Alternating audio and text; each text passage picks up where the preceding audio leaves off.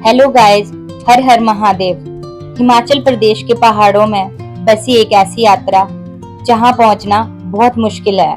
18,570 feet से भी ज्यादा ऊंचाई पर स्थित श्रीखंड महादेव।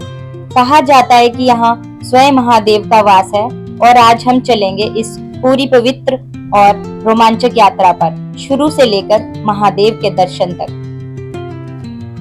हमारी यात्रा शुरू होती है दिल्ली से।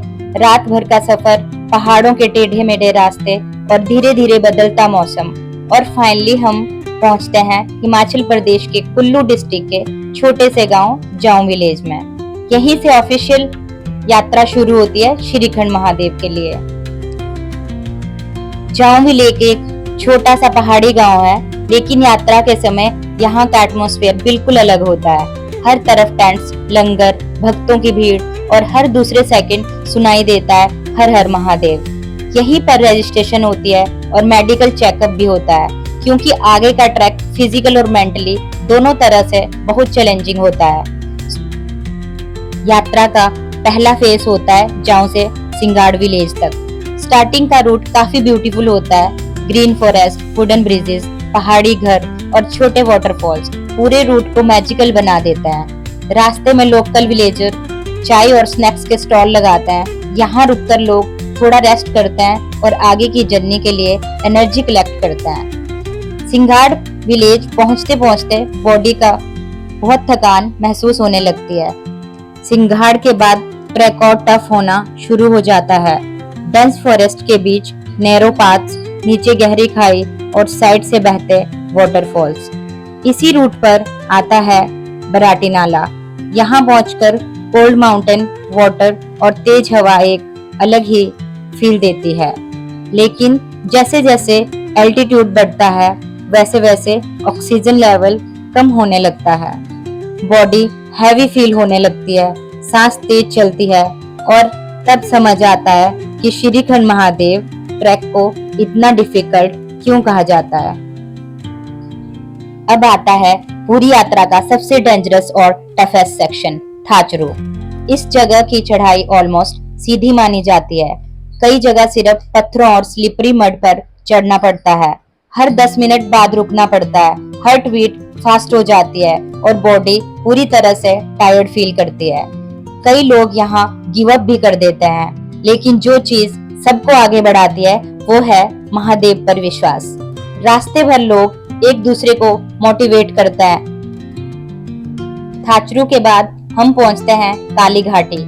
1 मिनट ब्राइट सनलाइट और अगले ही मिनट डेंस फॉग या स्नोफॉल। यहाँ का रूट बहुत नैरो और रिस्की होता है। एक साइड माउंटेन्स, दूसरी साइड डीप वैली, इसलिए यहाँ बहुत केयरफुली चलना पड़ता है। लेकिन इसी जगह से स्नो कवर्ड हिमालय पीक के जो व्यूज दिखते हैं वो लाइफ टाइम मेमोरी बन जाते हैं। अगला मेजर स्टॉप होता है भीमद्वार। कहा जाता है महाभारत के समय भीम ने यहाँ विश्राम किया था, इसी वजह से इसका नाम भीमद्वार पड़ा। यहाँ बड़े बड़े रॉक्स और ओपन लैंडस्केप देखकर लगता है जैसे किसी डिफरेंट वर्ल्ड में आ गए हो। मोस्ट ट्रैकर यहाँ कैंपिंग करते हैं। रात में टेम्परेचर बहुत ज्यादा गिर जाता है। कोल्ड विंड्स टेंट को कंटिन्यूसली हिट करती रहती है, लेकिन उस फ्रीजिंग कोल्ड में भी भक्तों की एनर्जी डाउन नहीं होती है।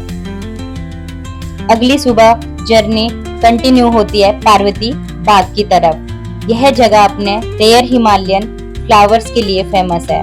बर्फीली हवाओं और फ्लावर्स देखकर लगता है जैसे नेचर ने यहाँ अपनी अलग दुनिया बना रखी हो। कहा जाता है माता पार्वती यहाँ फूलों के साथ समय बिताया करते थे। आगे बढ़ते ही आता है पवित्र नयन सरोवर। ये सरोवर माता पार्वती के आंसुओं से बना था। Crystal clear water, complete silence और आसपास बर्फ के ढके पहाड़। ये जगह स्पिरिचुअली बहुत पावरफुल फील होती है। कई श्रद्धालु यहाँ रुककर मेडिटेशन और प्रेयर करते हैं। अब बस एक आखिरी क्लिम बाकी होती है, सबसे डिफिकल्ट, सबसे इमोशनल। एल्टीट्यूड इतना ज्यादा होता है कि हर कदम पर सांस फूलने लगती है।